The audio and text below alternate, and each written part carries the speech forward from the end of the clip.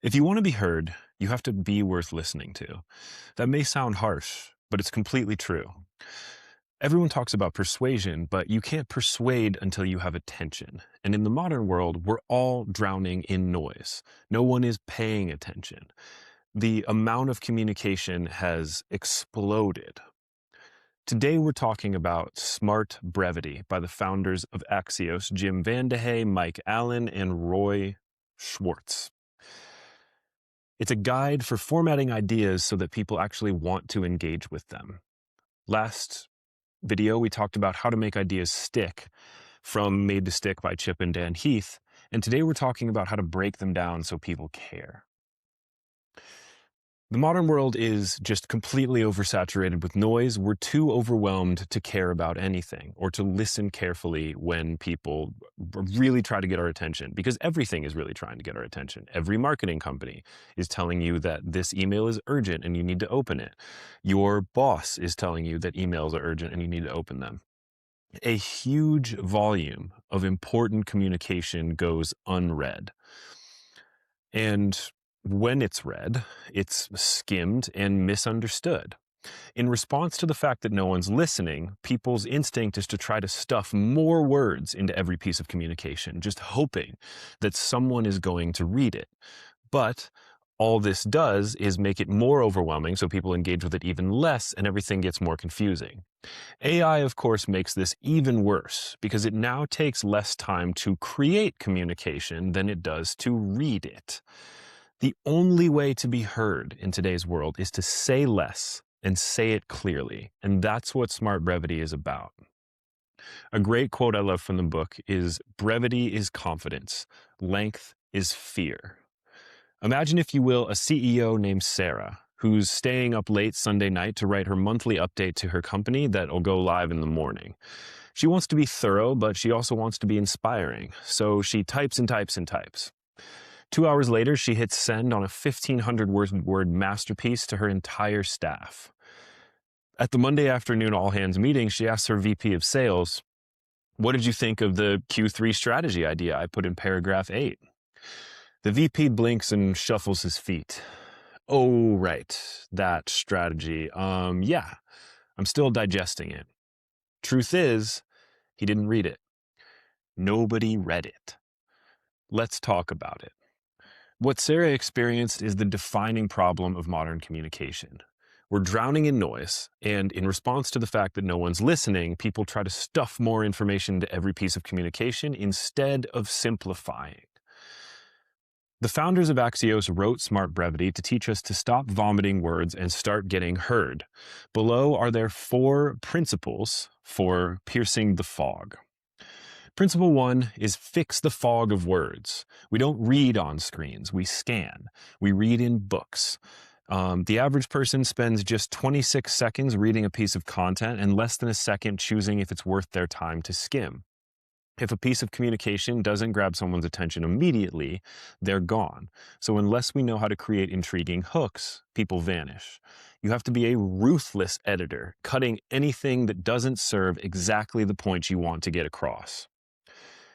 Principle 2, audience first. Most writing is selfish.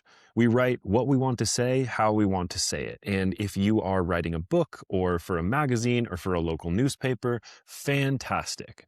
Please continue to do that. But when you are writing for a screen, you are writing for people whose attention is being pulled in 700 different directions at once and are going to read a couple words and then disappear.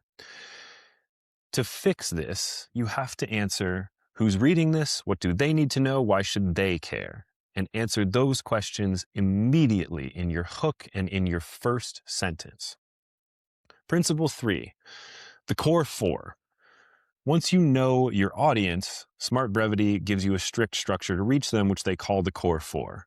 In every piece of internet communication, you should have the teaser hook, what gets the reader interested, the lead, a strong sentence that makes the reader want to keep reading, the axiom, tell the reader why this thing matters, and then a labeled section that says go deeper, that gives them the chance to go deeper if they want to. In the article I'm dropping on Saturday, I have used screenshots from a recent Axios article to break down this format. Think of it as your cheat sheet for every email, memo, or post you write. The tease is the header, subject line. It's the most important thing you write. If it's boring, no one's going to read the rest of the thing. A great example from a recent Axios article is Global Powers Brace for Space Warfare. There's 6 words there.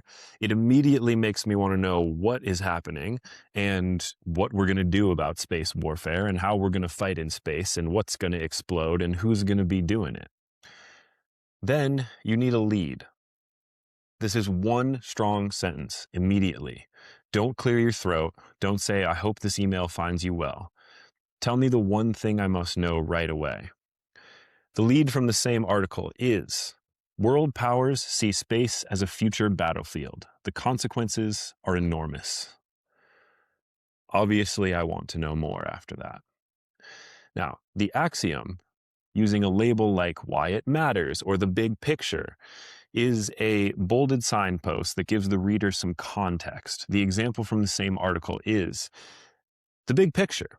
Tomorrow's wars will be fought in the stars as well as on the ground below. Preparations are happening today. And then, part 4, go deeper or zoom in. If you have more to say, put it at the end. Give the reader a choice. Link to the full report, the spreadsheet, or the long version. If they care, they will click. And principle 4, visual polish. Smart brevity is about how words look. The eye hates walls of texts, not in books, but on screens. Use bullets. They break up dense paragraphs and they make ideas scannable. Bold, important words. Guide the reader's eye to the most important facts. Stick to facts. Just cut, cut, cut. Be ruthless. The internet is not the place for poetry or nuance. Good news. Our fictional CEO we mentioned earlier, Sarah, started using smart brevity. Her Sunday updates went from 1,500 words to 200. She used a strong subject line. She bolded why it matters and bulleted the important points of what she was trying to say. And on Monday, her VP walked up to her. Saw the note, he said. Great call on the Q3 strategy. I, too, believe that importing rare fish needs to be the new priority for this company. Let's make it happen.